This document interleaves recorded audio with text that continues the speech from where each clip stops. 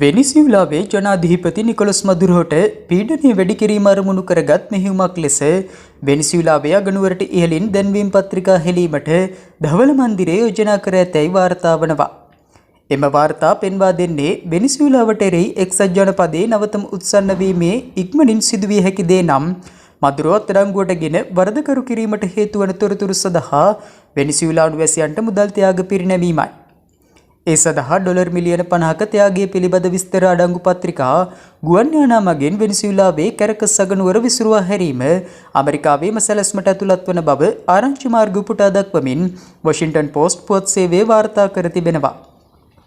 කෙසේ වෙතත් තවමත් ඉහළ පාලන අධිකාරිය විසින් අවසර දී නොමැති මෙම මෙහෙයුම මදුරෝගේ 63 වන උපන්දිනයට සමගාමීව ඉක්මනින් සිදුවිය හැකි බව පුවත්පත වාර්තා කළා.